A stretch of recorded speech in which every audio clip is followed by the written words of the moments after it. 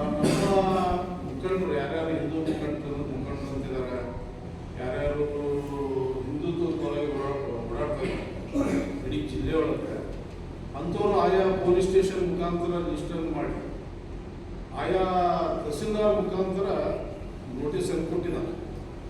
ಬಹುಶಃ ಇದು ಮೊದಲೇ ಸರಿ ಅಂತ ಅನಿಸ್ತದೆ ಇತಿಹಾಸದೊಳಗೆ. ಒಂದು ಯಾವುದೋ ಒಂದು ಘಟನೆ ಆಗಿದ್ದನ್ನ ಘಟನೆಯನ್ನ ಸರಿಯಾಗಿ ಪರಿಶೀಲನೆ ಮಾಡಬೇಕು.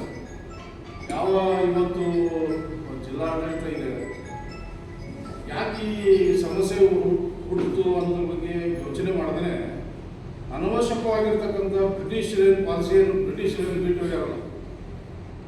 ಸ್ವಾತಂತ್ರ್ಯ ಹೋರಾಟ ಸಮಯದೊಳಗೆ ಆ ಹೋರಾಟಗಾರರನ್ನ ಹತ್ತಿಕ್ಕುವಂಥ ಕೆಲಸ ಮಾಡ್ತಿದ್ರಲ್ಲ, ಅದನ್ನ ಬಹುಶಃ ಇವರು ಮುಂದುವರಿಸ್ಕೊಂಡು ಹೊರಟಾರೆ. ಜಿಲ್ಲಾಡಳಿತ ಮತ್ತು ಜಿಲ್ಲಾ SP ಅವ್ರಿಗೆ ನಾವು ಹೇಳ್ತಾ ಇದ್ದೀವಿ, ಅದು ನಿಮ್ಮ ನೀತಿ ಸರಿ ಮಾಡ್ಕೋಬೇಕು. ಯಾಕಂದ್ರೆ ಅನವಶ್ಯಕವಾಗಿ ಜಮಖಂಡಿಯವ್ರಿಗೆ ನೋಟಿಸ್ ಕೊಟ್ಟೆ, ಹುನಗುಂದದವ್ರಿಗೆ ನೋಟಿಸ್ ಕೊಟ್ಟೆ, ಕಮತಿಯೊಳಗೆ ಪ್ರತಿ ಗ್ರಾಮದೊಳಗೆ ನೋಟಿಸ್ ಕೊಡೋದಕ್ಕೆ ಪ್ರಾರಂಭ ಮಾಡಿದೆ. ಇದನ್ನ ಬದಲಾವಣೆ ಮಾಡ್ಕೊಳ್ಳೋದ್ರಿಂದ ಬರುವಂಥ ದಿನದೊಳಗೆ ಇದನ್ನೇ ಬಹಳ ದೊಡ್ಡ ಪ್ರಮಾಣದಲ್ಲಿ ಹೋರಾಟ ನಾವು ಮಾಡಬೇಕು. ಆಮೇಲೆ ನಾಳೆ ಬೆಳಿಗ್ಗೆ ನೀವು ಬಾಂಡ್ ಸಮೇತ ತಹಸೀಲ್ದಾರ್ ಕಚೇರಿಗೆ ಬರ್ಬೇಕಂತೇಳಿ ನೋಟಿಸ್ ಕೊಟ್ಟಾಗ ನಾವು ಸ್ಪಷ್ಟವಾಗಿ ಹೇಳಿದ್ದೆ, ನೀವು ಯಾರು ಹೋಗ್ತಕ್ಕದ್ದಲ್ಲ. ನೋಡೋಣ, ನಾಳೆ ಪ್ರತಿಭಟನೆಯೊಳಗೆ ನಾವು ಅದನ್ನು ಇಶ್ಯೂ ತಗೊಳ್ತೀವಿ, ಮಾನ್ಯ ಜಿಲ್ಲಾಧಿಕಾರಿಗಳಿಗೆ ಅದನ್ನು ಕೊಡ್ತೀವಿ. ಯಾರು ನೋಟಿಸ್ ಕೊಟ್ಟಿದ್ದಾರೆ ಬೇಷರತ್ತಾಗಿ ವಾಪಸ್ ತಗೊಳ್ಳಿ.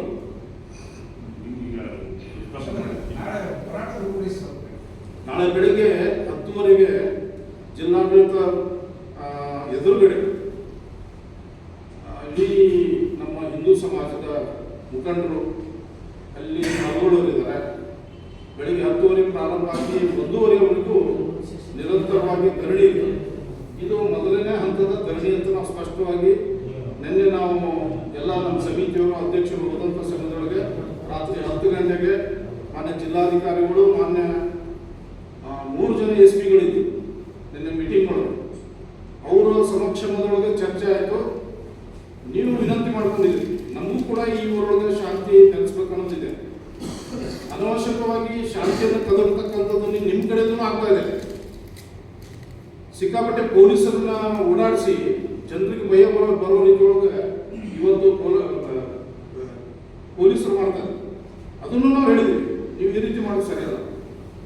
ಸೊ ನಾವು ಕೂಡ ಯೋಚನೆ ಮಾಡಿದ್ವಿ, ನೀವು ಕ್ರಮ ತಗೊಳ್ತೀವಿ ಅಂದಮೇಲೆ ನಮ್ಮ ಹೋರಾಟವನ್ನು ಸ್ವಲ್ಪ ಬದಲಾಯಿಸ್ಕೊಳ್ತಾ ಇದ್ದೀವಿ.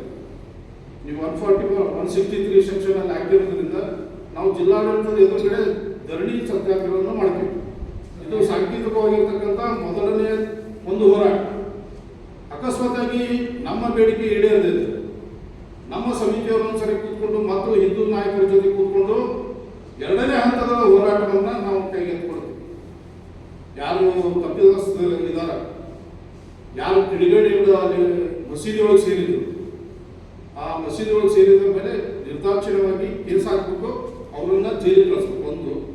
ಆಮೇಲೆ ಆ ಮಸೀದಿಯನ್ನು ನಿರ್ಬಂಧನ ಮಾಡ್ಬೇಕಂತೇಳಿ ನಾವು ಒತ್ತಾಯಪಡಿಸೋಣ.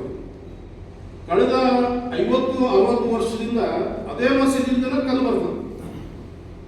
ನಾನು 82ರಲ್ಲಿ ರಾಷ್ಟ್ರೀಯ ಸ್ವಯಂ ಸೇವಕ ಸಂಘದ ಫಂಕ್ಷನ್ದಲ್ಲಿ ಭಾಗವಹಿಸಿದ್ದೆ.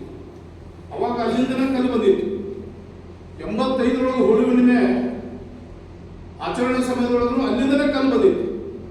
ಗಣೇಶ ವಿಸರ್ಜನೆ ಸಮಯದಲ್ಲಿ ಅಲ್ಲಿಂದನೇ ಕಲ್ಲು ಬಂದಿತ್ತು. ಆ ಮಸೀದಿನ ನಿರ್ಬಂಧನ ಹೇರ್ಬೇಕಂತ ಹೇಳಿ ನಾವು ಸಮಿತಿಯವರು ನಾಳೆ ಮನೆಯೊಳಗೂ ಕೂಡ ಅದನ್ನು ಒತ್ತಾಯಪಡಿಸ್ತೀವಿ. ಮಧ್ಯಾಹ್ನದವರೆಗೆ ನಮ್ದು ಧರಣಿ ಸತ್ಯಾಗ್ರಹ ರಾಜ್ಯದಿಂದ ಯಾರು ಅಂದ್ಕೊಂಡಿಲ್ಲ. ನಾವು ಸ್ಥಳೀಯ ನಾಯಕರು, ಹಿಂದೂ ನಾಯಕರು ಸೋಷಿಯಲ್ ಮೀಡಿಯಾಗಳಲ್ಲಿ ಅದನ್ನು ಫೈರ್ ಮಾಡೋದು, ಕಾಲೇಜ್ ಗುಂಡಾರಿಸೋದು, ಈ ರೀತಿ ಎಲ್ಲ ವಿಡಿಯೋಗಳನ್ನ ಬರ್ತಾ ಇರ್ತಾರೆ. ಅದೇ ಎಲ್ಲೋ ಕಡೆ ಹತ್ತಿಕ್ಕಲು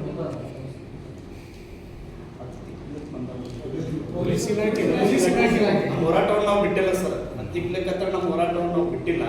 ಯಾಕಂದ್ರೆ ನಾವು ಯಾವ ವಿಷಯಕ್ಕೆ ಸ್ಥಳಾಂತರ ಮಾಡಿದ್ವಿ ತಮ್ಮೆಲ್ಲರಿಗೂ ಗೊತ್ತಿದ್ದ ವಿಷಯನ ಹೇಳಿದ್ರು. ಯಾಕಂದ್ರೆ ವಿಚಾರಧಾರೆ ಈ ಕಡೆ ನವನಗರಕ್ಕೆ ಯಾಕೆ ಶಿಫ್ಟ್ ಮಾಡಿದ್ರು ಅನ್ನೋದು ಹೇಳಿದ್ರು. ಯಾಕಂದ್ರೆ ಇವತ್ತು ಅಲ್ಲಿ ಕಾನೂನು ಸುವ್ಯವಸ್ಥೆ ಹಾಳಾಗೋದು ಎಲ್ಲರೂ ಐತಿ. ಸಮಾಜಕ್ಕೆ ಒಂದು ಭದ್ರತೆ ನಾವು ಕಾಪಾಡೋದು, ನಾವೆಲ್ಲರೂ ಅದನ್ನ ಅಳವಡಿಸ್ಕೋಬೇಕು. ನಂತರ ನಮ್ಮ ಗುರಿ ಏನೈತಿ, ನಮ್ಮ ಗುರಿ ಏನು, ಅದನ್ನ ಬಂದ್ ಮಾಡಬೇಕು. ಅಲ್ಲಿರ್ತಕ್ಕಂಥ ಅಧ್ಯಕ್ಷನ ಮೇಲೆ ಪ್ರಕರಣ ದಾಖಲಾಗಬೇಕು. ಇದು ನಮ್ಮೆಲ್ಲರ ಅಧ್ಯಕ್ಷ ಐತಿ. ನಂತರ ಈ ಇಲ್ಲೇ ಆಕ್ಸೆಪ್ಟ್ ಮಾಡಿದ್ವಿ, ಹೇಳಿದ್ರು ಅನಧಿಕೃತವಾಗಿ ಮಸೀದಿಗಳ ನಿರ್ಮಾಣ ಆಗ್ಯಾವ, ಅವು ನಿರ್ಮಾಣಗಳ ಬಂದ್ ಆಗಬೇಕು, ಕೊಟ್ಟದ್ದು ಅದು ರದ್ದಾಗಬೇಕು. ಇಲ್ಲೂ ನಮ್ಮ ಹಕ್ಕೊತ್ತಾಯನು ಈ ಹೋರಾಟದೊಳಗಿರುತ್ತೆ. ಆ ಕಾರಣದಿಂದ ಇದನ್ನ ನಾವು ಶಿಫ್ಟ್ ಮಾಡ್ಕೊಂಡಿವಿ. ನಂತರ ಇದು ಅಲ್ಲಿಗೆ ನಾಳೆಗೆ ಹೋರಾಟ ಮುಕ್ತಾಯ ಇಲ್ಲ. ಒಂದು ನಮ್ಮ ಹಿರಿಯರು ಹೇಳಿದ ಪ್ರಕಾರ ಒಂದು ಮುಂದಿನ ದಿನಾಂಕದೊಳಗೆ ನಿರ್ಣಯ